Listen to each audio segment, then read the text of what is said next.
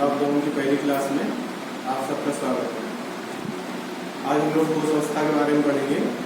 पिछले टर्म में इसका नोट्स तुम लोगों ने देखा होगा, तुमको जो मैंने PDF फॉर्म में भेजा था चैप्टर, कुछ तुमने रीड किया होगा।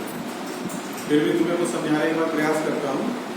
ये आमने सामने की टीचिंग की उस तरह की हो नहीं पाएगी, लेकिन फिर भी जितना संभव है उतना मैं तुम्हें बताने का प्रयास करता हूँ। ठोस अवस्था, तुम सब जानते हो कि पदार्थ 3 अवस्था में पाए जाते हैं, ठोस, द्रव व गैस। ठोस अवस्था, द्रव अवस्था, गैस अवस्था में क्या अंतर होता है? तो तुम सब जानते हो ये अंतर है उनमें उपस्थित कणों के बीच की दूरी के कारण। जब हम बात करते हैं ठोस अवस्था की, तो ठोस अवस्था में अणुओं के बीच की दूरी बहुत कम रहती है और द्रव अवस्था में अणुओं के बीच की दूरी काफी अधिक रहती है, जबकि गैस अवस्था में अणुओं के बीच की दूरी सबसे अधिक होती है। ये हम लोग पिछली कक्षाओं में पढ़ चुके हैं। जब हम बात करते हैं ठोस अवस्था की और ये गैस अवस्था, ठोस अवस्था में कणों के बीच की जो दूरी है वो सबसे कम है। क्यों सबसे कम है? क्योंकि उनके बीच लगने वाले अणुओं का आकर्षण बल का मान सबसे अधिक है, जिसके कारण ठोस क्रिस्टलीय जालकों के रूप में व्यवस्थित हो जाता है। और जब क्रिस्टलीय जालकों के रूप में व्यवस्थित हो जाता है तो क्या होता है? उनके अणुओं को हम और अधिक दबा नहीं सकते। क्यों? क्योंकि उनके बीच लगने वाले बल का मान बहुत ज्यादा है।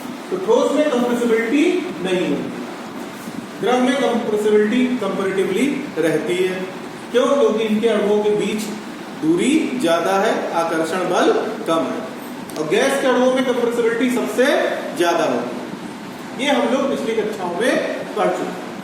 इनमें डिफ्यूजन सबसे ज्यादा होता है, इनमें डिफ्यूजन हो सकता है, लेकिन इनके अणुओं के बीच का डिफ्यूजन सबसे कम होता है।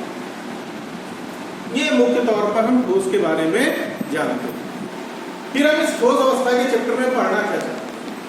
हम ये पढ़ना चाहते हैं कि आखिर ठोस में जो गुण है विद्यमान, जैसे ठोस का घनत्व ज्यादा होता है, ठोस कठोर होता है, तो ये गुण किस कारण से ऐसा इसमें आता? मोटे तौर पे हम लोग जानते हैं कि उनके बीच की दूरी कम होती है। और कम होती है क्यों? क्योंकि उनके बीच अणुओं का आकर्षण बल का मान ज्यादा रहता है। फिर ठोस भी हम देखें तो कुछ मुलायम ठोस मिलते हैं, कुछ कठोर ठोस मिलते हैं। ऐसा क्यों? यही हमको इस चैप्टर में अध्ययन करना है, जिसका नाम है ठोस अवस्था। और इन्हीं की परिणति है, इसी का अध्ययन है, जिसके परिणाम स्वरूप आज की डेट में हम लोग कार्बन की नैनो ट्यूब बनाने में सक्षम है, और जो इतना कठोर है, जो स्टील से भी कठोर है, जबकि है वो किससे बना?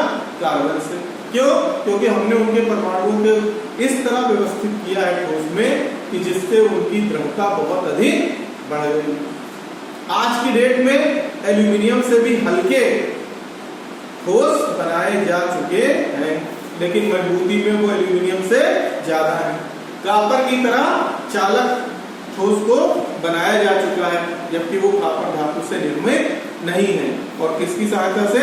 इसी स्ट्रक्चर ऑफ सॉलिड की सहायता से। तो ठोस को जब हम देखते हैं तो ठोस को मुख्यतः हम 2 तरह के ठोसों में बांट सकते हैं, क्रिस्टलीय ठोस और अक्रिस्टलीय ठोस।